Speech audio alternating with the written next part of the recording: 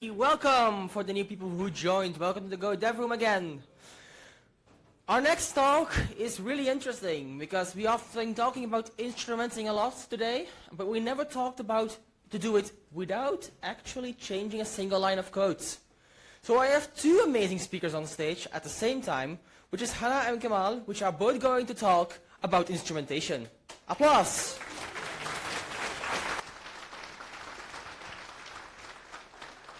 Okay, so yeah, we're going to talk about instrumentation.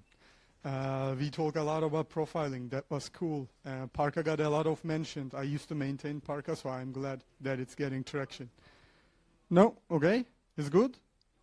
Okay. Should I repeat myself? Yeah? Let's go. Okay. Whoop. Okay. So, cool.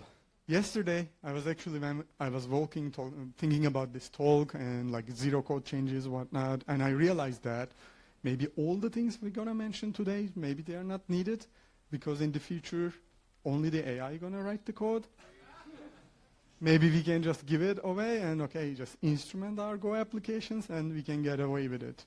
But until that time, let's see what we can do today. So first of all, why do we care? Right? So the observability promise, you understand the whole system behavior, debug production issues, and then prevent any outages or like troubleshoot when they happen. But what happens is distributed complexity, partial visibility. You don't see all your like metrics, spans, or like any metrics that you are collecting. And then, okay, it works on my machine, but what just happened? So how do you achieve this? You need to pay the tax, right? Today we're gonna strictly talk about, or like our example is gonna be about distributed tracing, collecting the traces, whatnot, but technically this could apply any of the signals that you collect from your processes. So you import an SDK into your Go application, initialize your tracer, wrap your handlers if this is an online HTTP-based application, propagate context everywhere, because if you are now making an HTTP request from your HTTP client or like making a DB SQL query, and you need to propagate all these contexts. And then you need to shut down everything gracefully, make sure everything flush to your observability system, whatnot.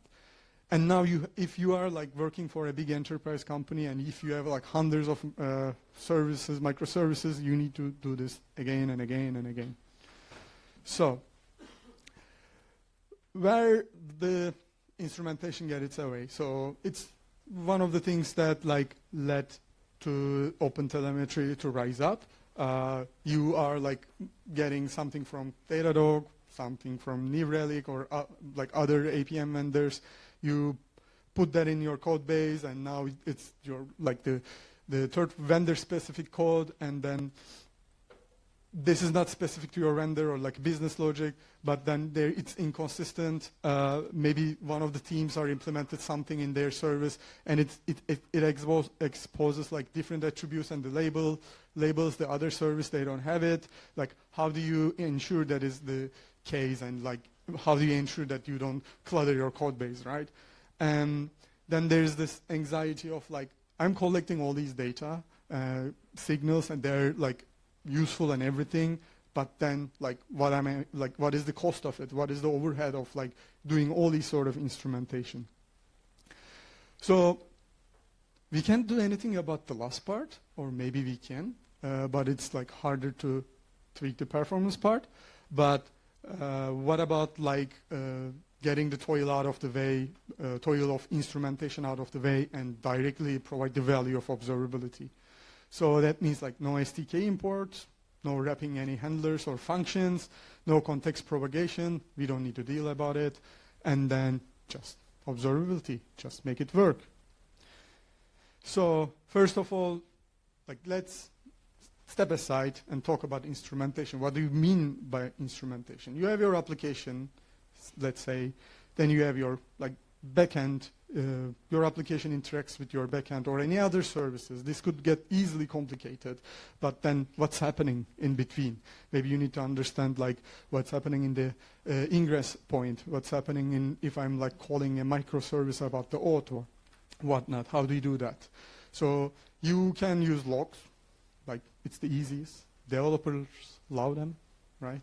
You can just put a log line, see it on your local machine, and push that to some service. But the problem is like, yes, it's super convenient to add the logs, but it's one of the hardest signals to like store, search, and make understand that. It's a challenging task.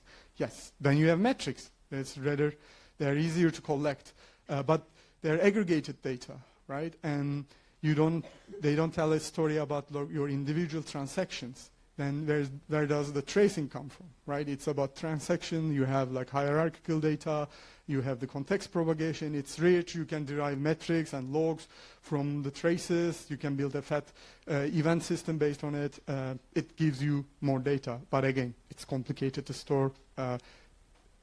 Let's not talk about the storage part, but it's complicated to instrument and collect these data. So that's where the auto-instrumentation comes in. Cool. So the point of our talk is about auto-instrumentation, so let's talk a little bit about that. But before we get into all of that, we need to talk about all of the manual toil that comes into manual instrumentation that Kamal was talking about. So let's say that we have this HTTP request handler that's just doing some encoding. Let's say I want to instrument this. I need to add around 15 lines of code for every single handler that I'm having. So every health check that you have, every endpoint that you have. You got to start a span, you got to stop the span, you got to set their attributes somehow. It goes on and on. This doesn't include starting the tracer, everything like that. So what's the point of doing all this work? I am lazy. I want to have all of this data, but I don't want to do it myself. And as Kamal said, maybe AI will do this for me eventually, but so far, haven't heard of anything. I need to do something in between having my application and actually getting data to actually profit from having this application. So this is exactly where auto-instrumentation comes in. Auto-instrumentation, as you can probably tell by the name, is a way of instrumenting your code without having to make any code changes. And there are two different types that we're going to talk about today. The first one is runtime auto-instrumentation, which you can probably tell happens during runtime. This is often a source of making code changes, and if you know about Go, which is a compiled language, we can't make source code changes. So luckily for us in Go, there are other alternatives that don't require source code changes, and we're going to talk about that. The other type is compile time instrumentation, which happens at compile time, surprisingly. And this works a lot better for languages like Go, which are compiled, because this will never require you to make source code changes. Okay, so let's go more in depth into each of these approaches. The first one for runtime, basically all of the approaches in Go talk about eBPF. And if you were at the eBPF dev room yesterday, you've heard a lot about it and you probably know. But as an overview, it uses things called hooks. U probes are in the user space, K probes are in the kernel space, and then there's also static hooks called USDT. And all of these hooks give you an opportunity to skip from your application to some kind of tracing code. There's another approach that's called library injection that takes advantage of LD preload to basically do some weird magic that I don't understand to shove some code into your application. Who knows? So ignoring LD preload, let's talk about eBPF. So as I mentioned earlier, it gives you a hook, but when you have your basic application, you're most likely going to do some communication with the kernel, whether you're in user space or kernel space. And as you're doing all of this work that happens behind the scenes, eBPF gives you a hook that tells the code, hey, jump to this tracing code, make some spans, make some traces for me. Here's an example of eBPF auto-instrumentation. This is an example of the OTel auto-instrumentation for Go. And it's very, very simple. All you have to do is create this config file. There's basically nothing here about tracing. All you have to do is bring in the library that they have and you don't have to make any source code changes. This will give you all of your traces. And this one takes advantage of UPros. We'll talk a little bit more about this later, but goes to show how very simple this is. The other eBPF approach that we see in Go is called OBI. This one is a library that was originally created by Bela, but was donated to the OpenTelemetry community. And this one also uses eBPF to trace your Go code. So a little bit more about Go code, or OBI. It supports many different languages, not just Go. So if you are, for some reason, not using Go, you can still probably use OBI. And it also has a lot of different coverage for different protocols that you want to use, so HTTP, gRPC, etc. The thing about eBPF that is very important to know is that while you are accessing the kernel, it's going to require you to give it administrative privileges and root access, which is something we'll delve into a little bit more later on, but this is very important to keep in mind. And the way that OBI works is pretty similar to what I mentioned previously. You have your application in the kernel, there's a hook, and after this hook, there's a OBI sidecar that does all of the tracing for you. And again, you don't have to make any source code changes. Similar to the other eBPF application that we saw, this is also very, very easy to set up. Doesn't require any source code changes, and you can even do this without having to stop your application, which is kind of crazy. All you have to do is tell it what port are things being sent to, do I want traces, do I want metrics, use Prometheus, etc. And as soon as you run this very fancy command, with or without your application still running, you get traces. So pretty magical. So that's it for now for runtime approaches. Let's talk about the other side of things, which is compile time instrumentation. There are two main things that we want to talk about today. One is Orchestrion, which I don't know if we mentioned this, but we both work at Datadog. So Orchestrion is one of our projects, and it's in a compile time approach that takes advantage of tool exec in Go. And the OpenTelemetry compile time instrumentation SIG is a special interest group that is the collaboration between Datadog, Alibaba, and OTel. And this is basically going to be one big library to support all of your compile time instrumentation needs. This one is still a work in progress, but we're working hard on it, and hopefully it will be available more widely soon. So how does compile time instrumentation work?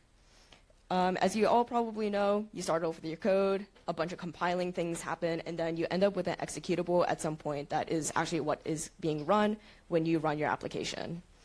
Inside the compiler, there are a bunch of different steps, but we're going to just look at a few of them.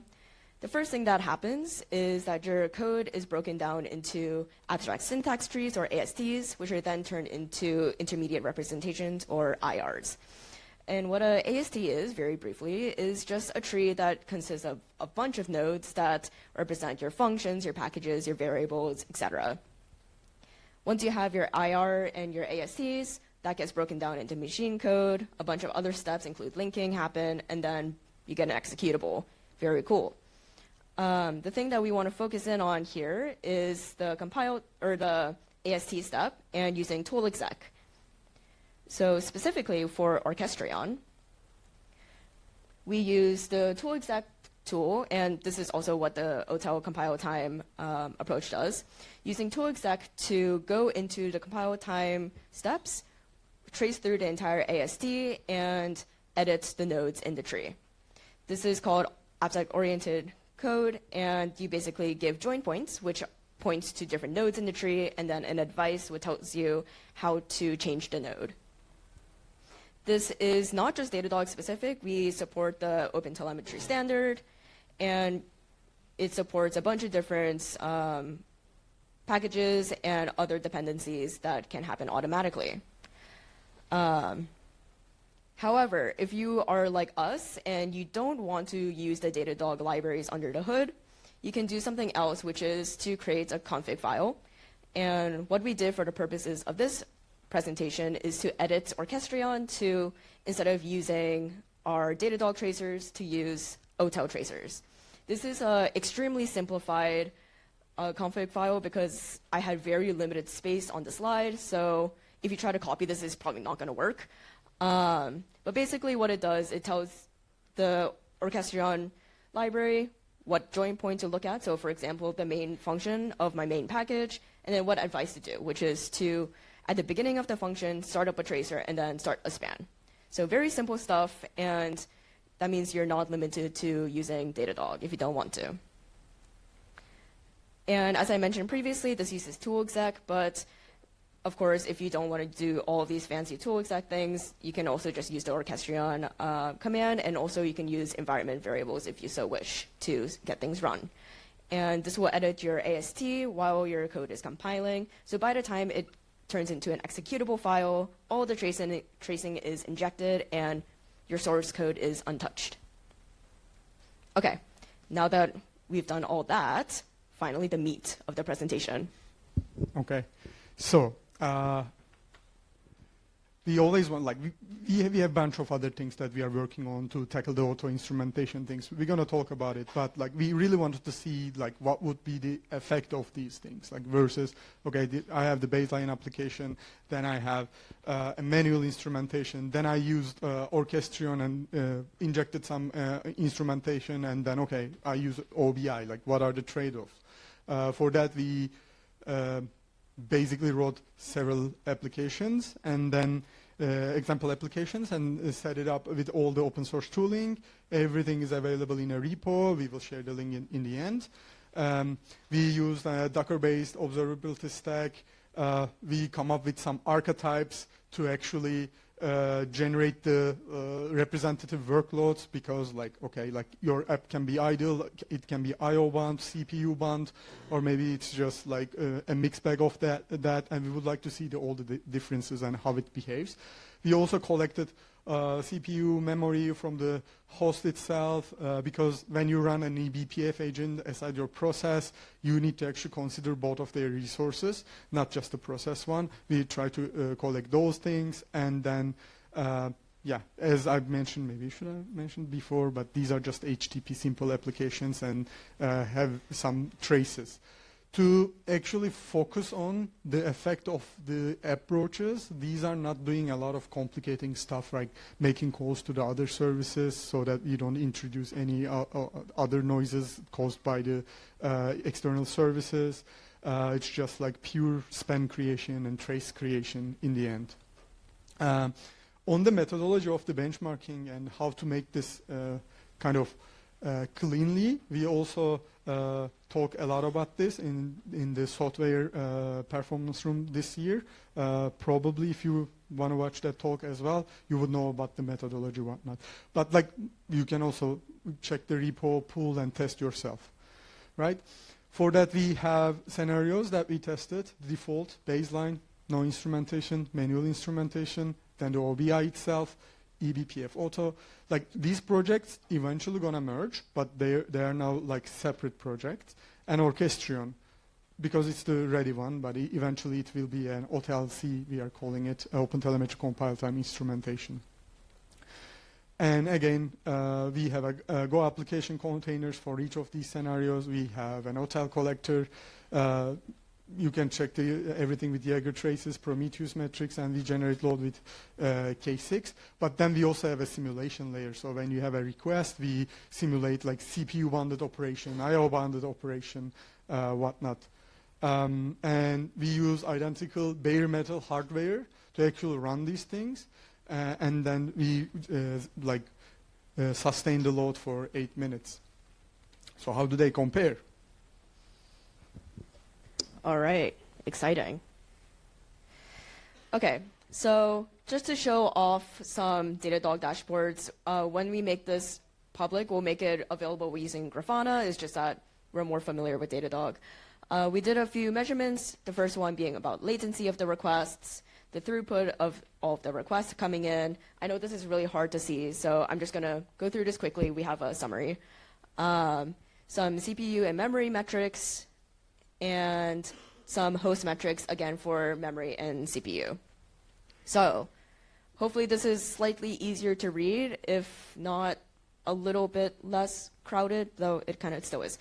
But we're comparing the baseline, which again is the default instrumentation, or no instrumentation rather, the manual instrumentation, which is just using the OTel SDK, eBPF, and the toolchain approach, which is still using OTel under the hood, so shouldn't introduce too much noise.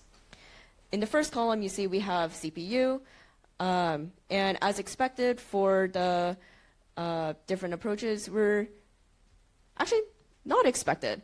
Sorry, we updated these numbers pretty recently. Strangely enough, where's my pointer? No pointer. The eBPF and the toolchain approach seem to be using less CPU, surprisingly. And I'll do a little bit more talking about this after I go through all of the columns. For memory, as expected, we're using a lot more memory, or a little bit more memory for each approach compared to the baseline. For latency, we're seeing that requests are going through quicker, and then as a result, the throughput is higher than the baseline. So maybe not what you expected to see. Evidently, I did not pay attention to Kamal and Augusto's talk about benchmarking. But if you were there at the talk, you know there were a bunch of tips that you could be using. And of course, benchmarks are a little finicky. So this is just the latest results. But let's, in addition to benchmarking, talk about who the winner is. So in addition to just pure numbers, we want to know how easy it is and how quote-unquote good each approach is. So for this, we're just going to be looking at the eBPF approach and the toolchain approach across 4 different aspects. The first one is performance. And as you saw from the previous slides, we're using more memory. So obviously, there's going to be a little bit of overhead when you start instrumenting your code. So a little bit of a trade-off if you want to get data. For stability, as I mentioned earlier, eBPF requires you to use probes, which often require you to know offsets of all of your functions and your variables in your code, which means that it's a little hard to use, and if you're rerunning or rebuilding your code, sometimes things can break. On the other hand, for toolchain approaches, all you really have to know is that your code is compiling, so it's a little bit more stable in terms of like run to run. In terms of security, as I mentioned earlier, and I hope everyone remembered this because I told you to remember this, the eBPF approach requires you to give administrative privileges to the library, which is a little scary. It's accessing your root, and it's not great if there are potentially dangerous people on your network. The toolchain approach doesn't do this, so it's a little safer. And then last of all, for portability or like ease of use, eBPF is great because for things like OBI, you don't even have to restart your application, and you can just drop in the sidecar and then things start popping up. However, it does require you to have a Linux kernel, so if you're using a MacBook, you're kind of out of luck. With the toolchain approach, though, again, as long as your code is compiling, it works, but it does require you to restart your application. So they have their pros and cons. So the winner, I'm sorry, there's no clear winner. I kind of baited everyone. It really depends. If you want to use eBPF, that's great if you want flexibility in terms of use. But for stability and security, protecting your code, compile time instrumentation might be the way to go for you. And a little bit more about eBPF hooks and probes and things like that. Donia and her coworker Chris had a fantastic talk yesterday about the gotchas of using hooks and probes. And our coworker Osama had another talk yesterday about the performance impacts and other issues that we've had with eBPF. So if you're interested in learning a little bit more about this, you can go check out their slides and their recordings. Do we have time? Yeah. Yeah, we have enough time to talk about it. But again, as we told before, like, we are still thinking about this, and we still try to find ways to push the boundaries and really find a way to like auto-instrument the Go applications, right? So one of the things are available already in the other languages or the systems is having USDTs. This is statically defined tracing points for the user space. And some of the languages, some of the binary runtimes, they already have this. You can enable them. This is basically injecting a couple of like empty bytes to each function prolog, and you can use these places to either inject a library or like hook with the uprop system. What it gets into table, all the downsides of like OBI needs to right now deal with, like calculating the offsets, where to find the binaries, which memory to read, and do this for each and every Go version. And most of the things can easily break, because if you tamper with the Go stack when it's executing, every Go runtime would just panic and just your whole app gets crashed.